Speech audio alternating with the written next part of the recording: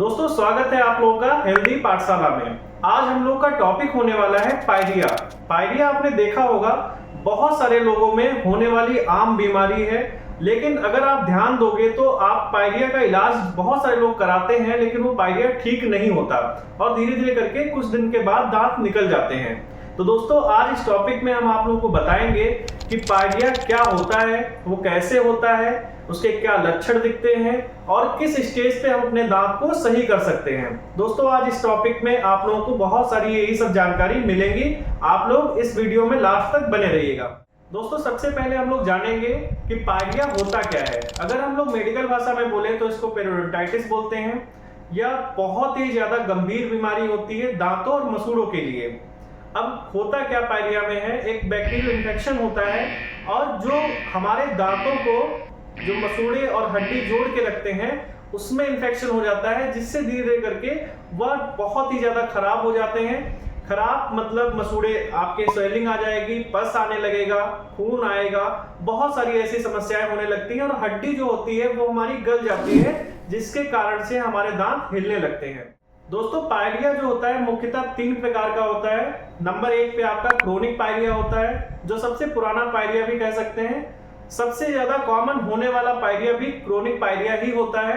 आपका देखा होगा जो वयस्क लोग होते हैं इनमें सबसे ज्यादा कॉमन पाया जाता है। होता क्या है कि हमारे दांतों पे प्लाक और टार्टर जो होता है जमा हो जाता है, वो धीरे धीरे करके हमारा पायरिया में कन्वर्ट हो जाता है। होता जब है पायरिया तब उसके बाद में क्या होगा कि आपके मसूड़ों से ब्लड आएगा, मुंह से बदबू आएगी, या तो पस आने लगेगा, मसूड़ों में सूजन आ जाएगी या फिर मसूड़े सिकुड़ जाएंगे। ऐसी कंडीशन देखने को मिलती है जब पायरिया आपका विकसित हो जाता है।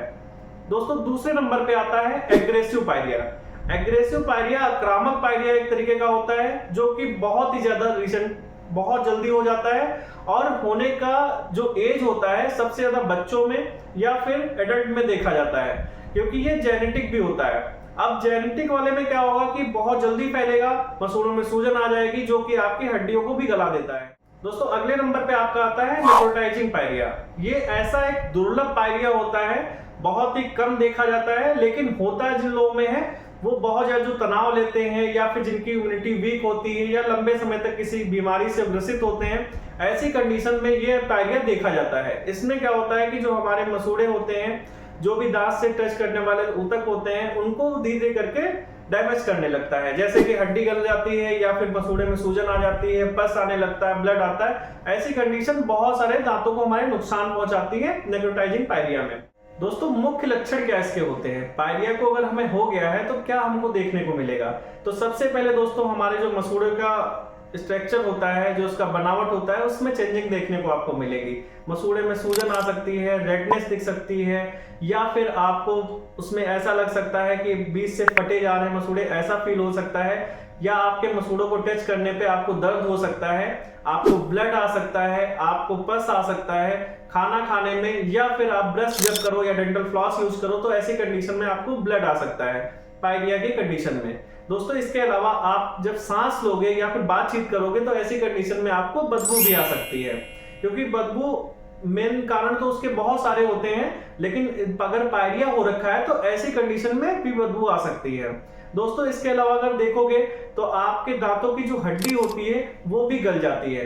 कुछ केसेस में ऐसा देखा गया जब सीवियर पायरिया हो जाता है तो हमारी हड्डी गल चुकी होती है, जिसमें दूर से ही देख के पता चलने लगता है कि दांतों के बीच में गैप हो गया है, जैसा कि आपको इमेज में दिख रहा होगा।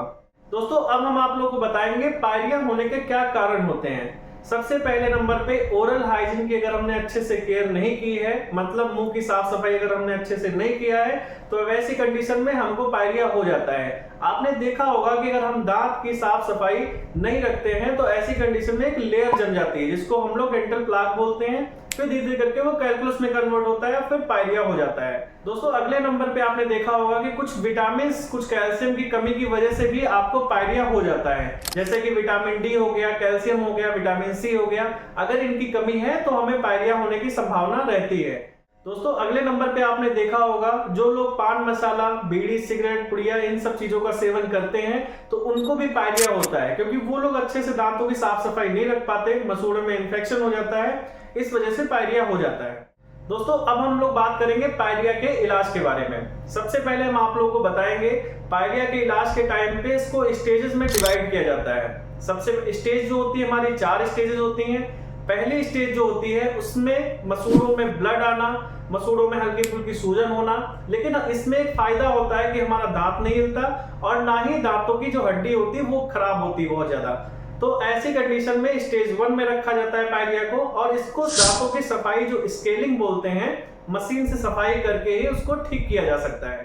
दोस्तों अगर हम स्टेज 2 की बात करें तो ऐसी कंडीशन में आपके मसूड़ों में सूजन बढ़ जाएगी, ब्लड भी आएगा, आपके मुंह से बदबू भी आएगी, और जो डेंटल पॉकेट होती है वो आपकी बहुत ज्यादा गहरी हो जाती है। डेंटल पॉकेट के बारे में आप लोगों को नहीं पता होगा, मैं अगले वीडियो में आप लोगों को जरूर बता दूंगा। दोस्तों इसके अलावा आपने देखा होगा जो हड्डी जो होती है उसको भी इन्फेक्ट कर देती है, उसको भी नुकसान पहुंचाती है। और अब जो अगर इसका इलाज की हम बात करें, पायरिया का जो इलाज होगा इसका इस स्टेज में, उसमें क्या होगा कि आपके दांतों की सफाई की जाएगी जिसको स्केलिंग बोलते हैं। इसके अलावा एक और ट्रीटमेंट बढ़ जाएगा जो कि रूट प्लानिंग होता है। रूट प्लानिंग में आपका दांत जो होता है उसको मसूड़े को हटा के उसके नीचे की सफाई करके फिर से उसमें सूचस कर दिए जाते हैं। दोस्तों अगर हम बात करें स्टेज 3 की, तो स्टेज 3 में क्या होता है दोस्तों, जितना आप लोगों को मुंह से बदबू आना, ब्लड आना, मसूड़े को सिकड़ जाना, ये सब तो नॉर्मल हो ही रहा था। लेकिन इस स्टेज में क्या होता है कि दांत हमारा हिलने लगता है, हड्डी का जो इन्फेक्शन होता है वो बढ़ जाता है। ऐसे केसेस में हमने देखा है कि आप लोग को पेरिडोंटल सर्जरी की जरूरत पड़ सकती है। दांत हिलने लगते हैं तो ऐसी कंडीशन में हम लोग को स्प्लिंटिंग की जरूरत पड़ती है। स्प्लिंटिंग के बारे में भी शायद आप लोग को नहीं पता होगा, जो इमेज में दिख रहा है इस तरीके से होता है, बाकी मैं इसके लिए एक वीडियो बना के आप लोगों को बता दूंगा। अगर ऐसी कंडीशन आती है तो ये आपको ट्रीटमेंट लेने पड़ सकते हैं। दोस्तों अब हम बात करेंगे स्टेज 4 की। स्टेज 4 में ऐसी कंडीशन आ जाती है कि दांत हमारा बहुत ज्यादा हिलने लगता है, खाने में बहुत सारी दिक्कतें होने लगती हैं, हड्डी जो होती है हमारी गल चुकी होती है। अब ऐसी कंडीशन में हम लोग को क्या करना होता है कि पेरिडोंटल सर्जरी तो हो ही सकती है, इसके अलावा स्प्लिंटिंग करने की, दांत बचाने के लिए आपको स्प्लिंटिंग की जरूरत पड़ सकती है। और अगर नहीं स्प्लिंटिंग से काम हो रहा है तो फिर आपका दांत निकाल के उस जगह पे डेंटल इम्प्लांट की भी जरूरत पड़ सकती है, मतलब दांत निकाल के नया दांत भी लगाया जा सकता है। दोस्तों अगर आपके मसूड़ों से बार बार ब्लड आ रहा है, मसूड़ों में सूजन हो रही है या फिर दांत हिलने लगते हैं, ऐसी कंडीशन अगर आपकी है तो जल्द से जल्द अपने नजदीकी डेंटिस्ट को दिखा के आप अपना इलाज करा लें, जिससे आपके दांत जो हैं वो सेव किए जा सके, आपके अच्छे से दांत बचाए जा सके। अगर आप लास्ट स्टेज तक पहुंचते हैं तो ऐसी कंडीशन में दांत को नहीं बचाया जा सकता, आपको बहुत लंबा खर्चा भी हो सकता है और बहुत सारी दिक्कतों का सामना भी करना पड़ सकता है। दोस्तों अगर आप लोगों को जानकारी अच्छी लगी तो इस वीडियो को ज्यादा से ज्यादा शेयर करिएगा, ताकि जिन लोगों को जानकारी नहीं है उन तक वीडियो पहुंचे और उन लोगों को जानकारी मिल सके। अगर आप लोग कोई भी जानकारी चाहिए होगी तो आप लोग कमेंट करके बताइएगा, मैं आप लोगों को जरूर बताऊंगा।